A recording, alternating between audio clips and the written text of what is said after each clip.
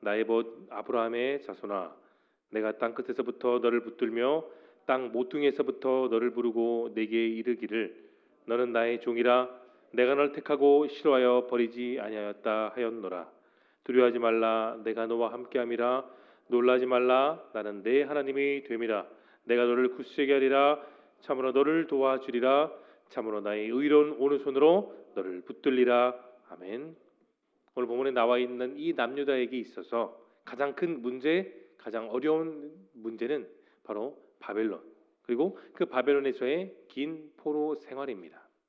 정말 끔찍하고 고통스럽고 다시는 떠올리고 싶지 않은 그런 시간이기도 하죠. 남유다 백성들이 바벨론이란 포로 생활은 그들에게 있어서 가장 두려운 지금의 현실 문제입니다. 그러나 오늘 본문 전체를 통해서 하나님은 계속 그 이스라엘 백성들에게 강조하고 계시죠. 두려워하지 말라, 내가 늘 너와 함께함이라는 이 내용을 기억하며 내용 관찰 1번으로 들어가겠습니다. 하나님께서는 이스라엘을 반복하여 무엇이라고 부르십니까? 하나님은 이스라엘을 나의 종이라고 거듭 반복하여 부르고 계십니다. 그런데 하나님의 그 부르심은 평범한 사람들의 그 부름과는 차원이 다른 특별한 부르심이죠. 하나님께서 바로 이 남유다를 직접 택하여 부르셨기 때문입니다.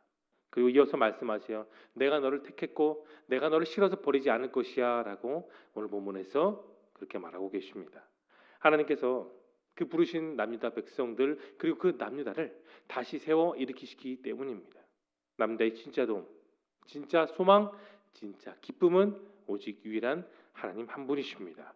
2번을 보겠습니다. 하나님께서는 스스로를 이스라엘의 어떤 존재로 지칭하십니까? 하나님은 자신을 남유다의 구속자라고 말씀하고 계세요. 구원자, 특별하게 그들을 다시 살릴 구원자라는 말씀이죠. 하나님만이 남유다를 죄에서 또 죽음에서 포로에서 구원하여 주십니다. 남유다를 구하신 하나님께서 그들을 구원하여 주셨듯이 죄인인 우리는 그분의 의가 필요합니다. 벌거벗은 나는 하나님의 거룩하심과 순결하심이 필요해요. 무지한 나는 그분의 가르치심이 날마다 필요합니다. 단순하고 어리석고 나만 생각하는 이 연약한 우리는 그분의 성령의 인도하심이 오늘 다 필요한 것이죠. 어느 시대, 어느 장소이든지 하나님의 도움이 없는 곳이 있겠습니까? 고통 속에 있는 우리 한 명 한 명을 하나님은 구원하여 주십니다. 세상으로부터 상처받고 버림받은 나는 바로 그분의 도움이 필요합니다. 버림받은 나를 하나님이 불러주셨고 우리를 자녀 삼아 주셨고 우리를 의롭다 칭하여 주셨습니다. 죽어가고 있는 내게 그분의 생명이 온전히 오늘도 필요한 것이죠. 3번 영과 묵상을 봅니다. 하나님께서 이스라엘 백성을 압제자로부터 구원하시겠다는 약속은 그들의 역사 속에 어떤 경험을 기억나게 합니까? 오늘 본문에서 구체적으로 하나님은 과거의 시절을 떠올리게 하셨죠. 구약시대 출애굽 시대를 생생하게 오늘 본문을 통해 떠올리게 하셨습니다.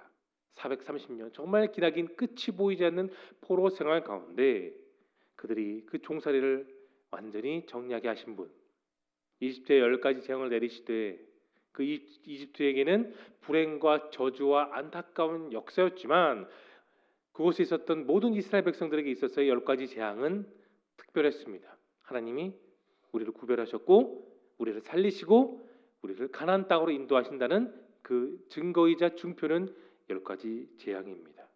능력 하나 없고 늘 원망과 불평 속에서 광야에서 불평을 토해냈던 이스라엘 백성들을 하나님이 끝까지 품으셨고 사랑으로 인도하셔서 그 약속의 땅 가나안 땅으로 결국은 인도하여 주셨고 그것을 증명하여 주셨습니다. 이스라엘 시대 때 하나님의 권능이 다 무너지고 종살이했던 그 땅으로 돌아가려 했던 이스라엘 백성들, 그 하나님께서는 그 백성들의 잘못된 생각을 다 깨뜨리셨습니다. 이집트가 아니라 하나님만이 그들의 진정한 구원이시죠. 겸손하지 못하고 자신의 자존심만 내세웠던 1세대 출애굽 백성들은 다 죽었습니다. 여호수아와 갈렙 그리고 19살 이하에 되었던 남녀 어린 청년들만 그 약속의 땅에 들어갔죠. 여러분, 광야에서의 시간과 훈련은 낭비된 것이 아닙니다. 쓸모없는 시간이 결코 아니죠. 사람을 의지하려는 망령된 생각을 다 버리고 하나님만을 의지하는 그 시간, 그 장소, 그 역사의 현장이 바로 광야의 시간입니다. 여러분, 하나님 앞에서는 우리는 늘 겸손해야 됩니다. 목회자이든 직분자이든 평신도이든 어느 누구든 예외할 것 없이 다 크리스찬은 하나님께 늘 겸손함으로 나아가야 됩니다. 너무나 당연한 말이죠. 그러나 많은 사람들은 하나님 앞에 겸손함을 잃어버릴 때가 많습니다. 어떤 사람들은 하나님이 베풀어 주신 것은 내가 잘했다, 내 능력이 있어서 내가 지금 이렇게 잘 살고 있다고 착각하는 경우가 참 많아요. 또 교회를 다니면서 내가 주님을 위해 대단한 일을 하고 대단한 일들을 지금까지 해왔다고 생각하는 그런 경우도 없지 않아 있는 경우가 있습니다. 하나님이 베풀어 주시지 않으시면, 하나님이 오늘 이 하루도 이끌어 주지 않으시면 우리는 우리의 삶을 제대로 살 수가 없습니다. 하나님께서 우리를 세우지 않으시면 아무리 뛰어난 능력이 있다고 할지라도 우리의 삶은 부질없는 삶이 될 수밖에 없어요.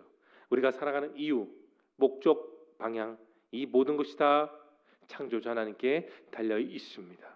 겸손한 사람의 마음에는 하나님이 늘 동행하여 주시기 때문에 그 마음을 소송케 해주시고 그 하루를 말씀으로 자유롭게 하여 주십니다. 주님을 의지하는 그런 겸손한 삶이 전부가 될 수 있길 바랍니다. 4번 느낀 점으로 이어 나아갑니다. 하나님께서는 버러지 같은 존재를 얼마든지 새 타작기로 삼으실 수 있다는 점에서 여러분 무엇을 느끼십니까? 오늘 본문 가운데 15절 말씀이 우리에게 주는 의미가 무엇일까요? 사사기 시대 속 마지막 사사가 누구입니까?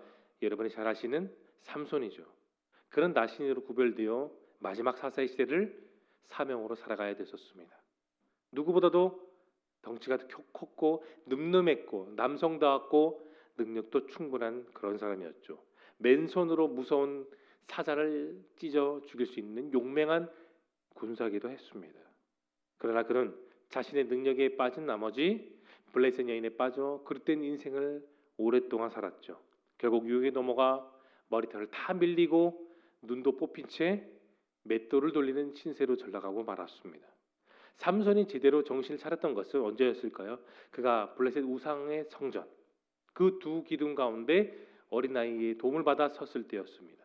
그리고 그는 그 절망 가운데 버러지 같은 존재였을 때에도 불구하고 마지막으로 하나님께 간구하며 기도합니다. 그의 마지막 기도는 사사기 16장 30절에 이렇게 나와 있어요. 힘을 다하여 몸을 굽힘에 그 집이 곧 무너져 그 안에 있는 모든 방백들과 온 백성에게 덮이니 삼손이 죽일 때에 죽인 자가 살았을 때에 죽인 자보다 더욱 많았더라. 그의 마지막 인생이 그렇게 기록되어 있죠. 그런 하나님께 태어나 믿음 있는 기도를 바로 그때 간구했습니다. 하나님 구합니다. 이번만 나를 살리사 강하게 하여 주옵소서. 그는 악인들과 함께 마지막 최후의 죽음을 맞이했지만 살아생전에 있을 때보다 그 죽은 순간에 더 많은 악인들을 죽였다고 기록합니다. 정말로 버러지같이 버려질 수밖에 없었던 그를 하나님이 마지막에 제대로 된 사사로서 마지막에 사명을 끝까지 감당하게 하여 주셨습니다. 오늘 우리는 하나님의 독생자 예수 그리스도를 믿음으로써 새 타작기와 같은 새로운 삶을 살게 되었죠. 하나님의 구원만이, 그리고 그것을 믿는 사람만이 효과가 있는 것, 믿음이 있는 것은 다 똑같은 역사입니다.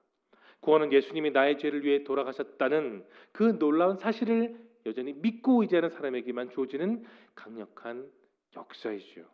예수님은 우리의 모든 과거, 현재의 과거, 미래의 과거를 다 짊어지시고 우리 대신에 십자가에 달려 돌아가셨고 우리의 죄를 사하여 주셨고 다시 살게 하셨고 오늘도 살게 하여 주셨습니다. 이 놀라운 구원의 본질을 언제나 가슴에 품고 사는 그런 크리스천이 되시기를 소망합니다.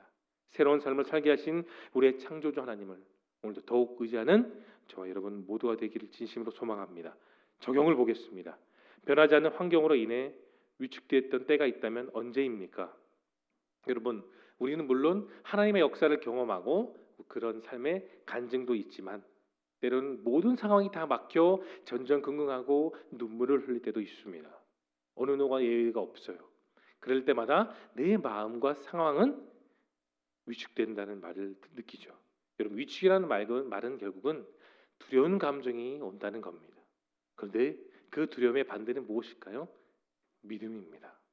길을 가다가 외나무 다리를 만날 때 그 다리가 부서질 것 같다고 생각하는 경우가 있으면 두려움이 찾아오죠. 그러나 그 외나무 다리에서도 내가 주님을 의지하며 나갈 때는 그 다리를 온전히 건널 수 있습니다. 똑같은 상황 속에서 하나의 감정은 두려움이 있지만 다른 감정은 믿음이죠.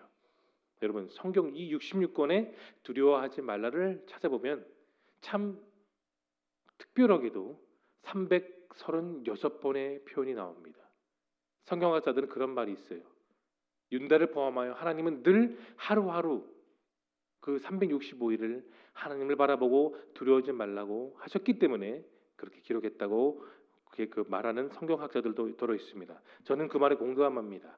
하루하루 매일매일이 주님을 의지할 때 우리는 두려움을 이길 수 있는 것입니다. 두려워하는 것은 다시 말해 불신이죠. 이스라엘 백성이 가나안 땅을 정탐하고 돌아왔을 때는 불신밖에 없었습니다. 그러나 여호수아와 갈렙만이 믿음을 갖고 그 땅을 정복할 수 있다. 하나님께서 우리를 그 땅에 들어가게 하셨고 그 땅을 정복하게 하셨다는 그 믿음으로 그들은 결국은 그 믿음을 증명하고 약속의 땅을 부여받았음을 우리는 기억합니다. 여러분 그리스도인은 어떠한 상황 속에서 어떠한 이유든지 두려워할 이유가 없는 것입니다. 그 의지가 믿음으로 나타나고 내 삶 속에 증명될 때 하나님은 그 삶을 통하여 우리를 역사하여 주십니다. 마지막 결단을 보겠습니다. 때가 되면 반드시 도우시는 하나님을 전적으로 신뢰하기 위해 여러분 오늘 무엇을 결단하시겠습니까? 질레타라는 면도 회사가 일회용 면도기를 만들기로 결단할 때 포드 자동차가 근로자들에게 파격적인 일당을 지급하기로 결정했을 때 인텔차의 CEO인 앤디 크로브가 자기를 해고하고 또 메모리 사업에서 마이크로사의 사업으로 전환되는 것을 결단했을 때 등 한순간의 결정으로 인해 정말 굵직굵직한 비즈니스의 역사는 이 땅 가운데 나타났습니다. 이는 연속적인 시간인 타임보다 의미 있는 타이밍을 더 중요한 것으로 남아있던 것이죠. 그렇습니다. 시간은 흘러갑니다. 그러나 하나님의 타이밍은 그냥 무의미하지 않습니다. 하나님의 때, 그분의 타이밍이 우리의 삶에 나타날 때 우리는 자유롭게 되고 말씀 속의 모든 역사가 우리 삶 가운데서 그래도 나타나게 됩니다. 하나님이 나와 함께 하십니다. 하나님이 오늘도 나와 함께 하십니다. 그분께서 우리 모두를 굳세게 하시고 정말로 우리를 도와주시며 의로운 오른손으로 붙드는 그 타이밍이 먼 미래가 아니라 바로 오늘이란 사실을 여러분 믿으시며 우리의 영원한 소망 도움 되신 하나님과 오늘도 동행하며 살아가는 여러분 모두가 될 수 있기를 예수님의 이름으로 축원합니다. 이 시간 함께